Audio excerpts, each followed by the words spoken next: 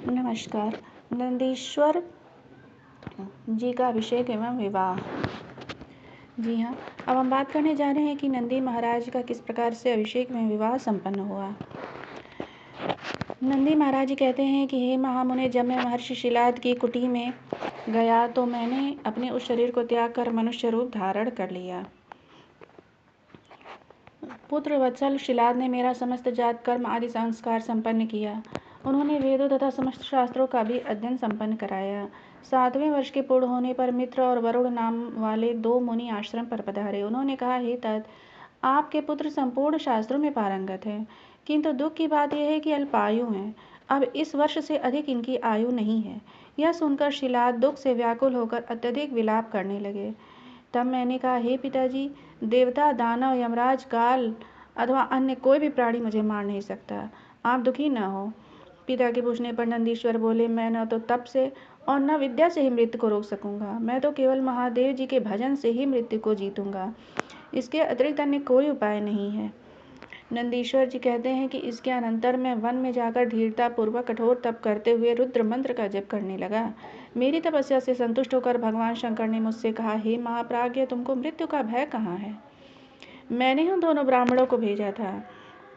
तुम तो अपने पिता एवं सुहृदय सज्जनों के सहित अजर अमर दुख रहित अविनाशी अक्षय और मेरे सदा प्रिय गणपति हो गए हो। इस प्रकार कहकर कृपानिधि शिव ने सहस्त्र कमलों की बनी हुई अपनी शिरोमाला को उतार कर मेरे कंठ में पहना दिया। हे विप्र, उस पवित्र माला के गले में पड़ते ही मैं 3 नेत्र एवं 10 भुजाओं से युक्त होकर दूसरे शिव के समान हो गया। इसके बाद शिव जी ने पार्वती जी से कहा कि मैं नंदी को अभिषिक्त कर इसे गणेश्वर बनाना चाहता हूँ। इसमें तुम्हारी क्या सहमति है? उमा बोली, हे परमेश्वर, आप इस नंदी को अवश्य ही गणेश्वर पद प्रदान करें। तदनंतर भगवान शंकर ने अपने श्रेष्ठ गणाधीपों का स्मरण किया। उनके स्मरण करते ही असंख्य गणेश्वर वहाँ उपस्थित हो गए। तब शिव जी बोले, यह नंदीश्वर मेरा परम प्रिय पुत्र है, अतः तुम लोग इसे सभी गणों का अग्रणी तथा सभी गणाध्यक्षों का ईश्वर बनाओ, यह मेरी आज्ञा है।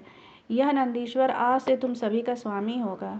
शिव जी की आज्ञा से स्वयं ब्रह्मा ने एकाग्रचित होकर मेरा समस्त गणाध्यक्षों के अधिपति पद पर अभिषेक किया। ब्रह्मा, विष्णु आदि देवताओं ने शिव जी की आज्ञा से बड़े उत्सव के साथ मेरा विवाह भी संपन्न किया। विवाह करके मैंने अपनी उस पत्नी के साथ शंभु, शिवा, ब्रह्मा और श्री हरि के चरणों में प्रणाम किया। भगवान शिव पत्नी सहित मुझसे प्रेम पूर्वक बोले, सत्पुत्र, यह तुम्हारी प्रिया सुयशा और तुम मेरी बात सुनो। तुम मुझे परम प्रिय हो। जहाँ मैं रहूँगा वहाँ तुम्हारी स्थिति होगी और जहाँ तुम रहोगे वहाँ मैं उपस्थित रहूँगा। महाभागा उमा देवी ने भी मुझे तथा मेरी पत्नी सुयशा को अभिष्ट वर प्रदान किया। तत्पश्चात भगवान शिव मुझे अपना कर उमा सहित वृक्ष पर आरूढ़ होकर अपने निवास स्थान पर चले गए। धन्यवाद।